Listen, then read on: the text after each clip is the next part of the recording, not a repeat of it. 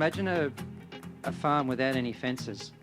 Is this possible? I'd like to introduce Megan Willis, Senior Research Officer at SARDI, to present virtual fencing technology, which I'm sure is quite topical.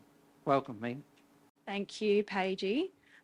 So as Graham mentioned, I'm Megan Willis. I'm based here at Struan as a research officer and am currently working on the commercialisation of virtual fencing in livestock in South Australia project, which is led by SARDI in collaboration with the University of Adelaide.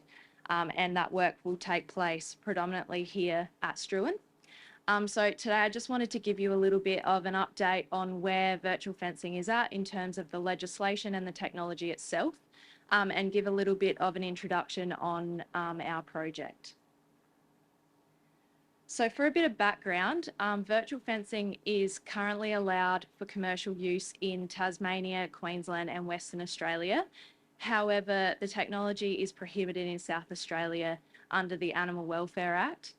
The regulatory body in South Australia is proposing changes to these regulations to allow the use of virtual fencing. And so that has spurred interest and led to developing this project. So how does virtual fencing work? So virtual fencing uses audio and electric stimuli administered via a neckband placed on the animal. This technology is GPS enabled. And the neckbands are powered by a solar or external battery, depending on the device. And the neckbands connect to base stations that are installed on the farm, so usually 2 or 3 base stations, depending on the farm.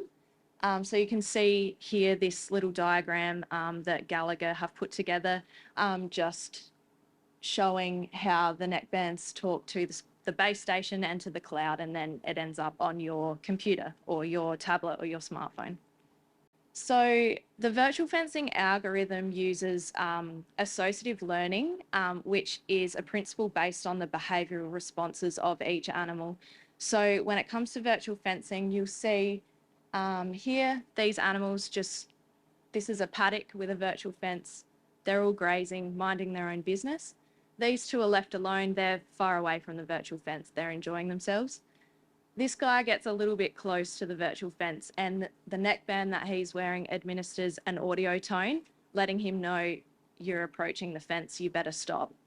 If that animal stops, backs up, turns away, nothing will happen. If that animal continues towards the virtual fence, he'll receive a little electrical pulse via his neckband, which tells him you've gone too far, you need to stop. And so that's the principle behind virtual fencing. And so this method allows the animals to learn the association between the audio cue and the electrical stimuli, and that allows them to actually choose the outcome. So they hear that tone and they choose whether they respond to that and stop, or whether they ignore it and keep going. And that's what underpins an ethical virtual fencing system. So another key feature of virtual fencing is allowing passive movement of stock. So in a rotational grazing system like this one, for example, a little diagram that I prepared earlier, this is the exclusion zone here. So the animals are contained here via this virtual fence. Once that virtual fence is taken away, the animals are allowed to passively move over until they start interacting with this virtual fence here. And once all the animals have moved over, that's when this virtual fence can be reinstated behind them to contain them on that new grazing cell. And all of this can be done from the couch, from the beach house in Robe, via the computer. That can be, depending on the technology, it can be a scheduled event or can be based on pasture availability and done manually. So there are a couple of commercially available products in Australia at the moment. At the moment, these are for cattle only. So we've got Gallagher eShepherd, formerly Adjacens, who provide this virtual fencing neckband for cattle. So the bulk of the unit sits on top of the neck. There's a counterweight that hangs down the bottom, and it's fastened with adjustable straps on each side. and the audio and pulse are administered via this unit here with solar panels on the top. The other technology is Vents, who are an American company, and they provide this neckband. So it's quite different. It's a battery pack held under the neck, and the pulse is administered by the chain that's hanging around the neck here on both sides. The Vents neckband can be adjusted to fit sheep. However, this isn't a commercially viable option yet in Australia. However, we are looking into it in our trials. There are additional international companies that provide virtual fencing technology for sheep, cattle, and goats. However, they don't yet have a presence in Australia. So why do we care about commercialising virtual fencing? What does it do for us? Well, firstly, it reduces the infrastructure and labour inputs associated with more intensive rotational grazing systems. So being able to remotely turn on and off fences and passively move stock, allow them to move over, takes away a lot of the labour, as well as taking away that requirement for internal electric fences, temporary electric fences. It also allows selective grazing within paddocks, so without having to set up physical temporary fences. So for example, excluding sheep and cattle from sandhills within paddocks or areas that are susceptible to erosion, or grazing out particular sections of a crop or pasture, so if it's been affected by insects or frost or something like that. In an extensive station type system, virtual fencing can also reduce labour inputs by allowing the animals to be GPS tracked, so you're keeping track of where everything is, and reducing that requirement for physical internal fences also reduces labour. You're not putting fences up, you're not doing fence runs and maintaining really quite large areas of fencing.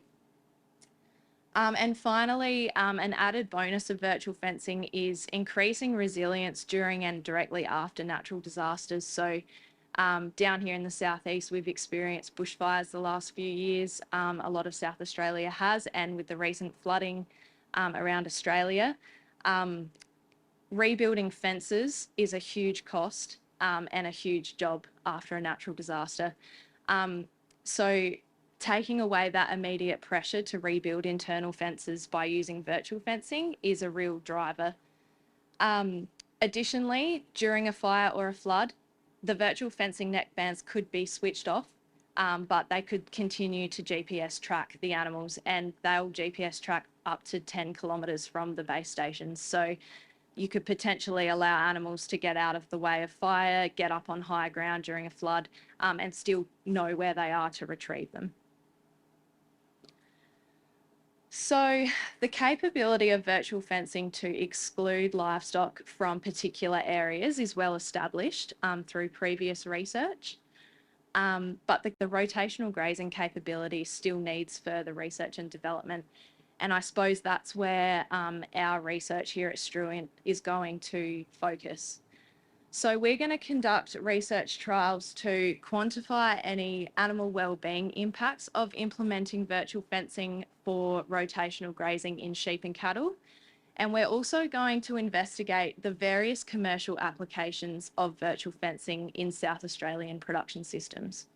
So what we're hoping to do is inform that proposed regulation change using scientific research and demonstration of the commercial applications, as well as a push from industry to go to the regulatory body and say, look, this technology it's needed, there's an interest from industry, we want to get it through.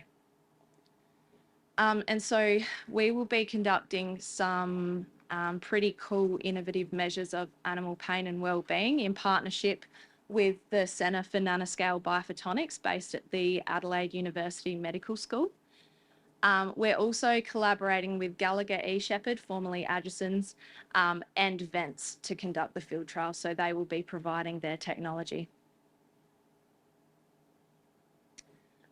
Just a quick note, we will be having a field day dedicated to virtual fencing in early 2023, and we'll also be taking producer and industry group tours around to have a look too, and that might end up being in conjunction with Robin's tours that you've heard a bit about today. So reach out if you have any questions. I can answer them now or come and see me later. Yeah, thank you everyone. Thank you, Megan. I can see a hand up straight away. So we have a question. We have a couple of questions, which is great.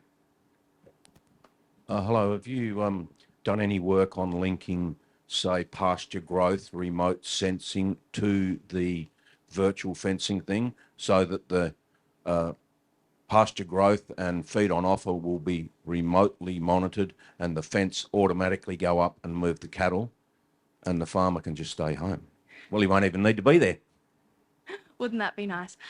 No, so we're definitely not at that stage yet. So we're just looking into using this technology for more intensive rotational grazing purposes, and just getting the technology commercially available in SA is kind of where we're starting at, you know, a realistic level. And then that's certainly something that could be developed in the future, and would be really interesting to keep track of that and see where that goes. Yeah, that's a really good question. Can you start your research before the regulations change, or does industry and everyone need to get the regulations changed so that you can start your project? That is a really good question, and sorry for not clarifying that in my presentation. The use of virtual fencing is allowed for research into the use of such a device in the legislation. So we have animal ethics approval to undertake the research, but any old person couldn't get their hands on the collars and have a go themselves. Yeah, that's okay. I think that's it. Well done. Thank you very much.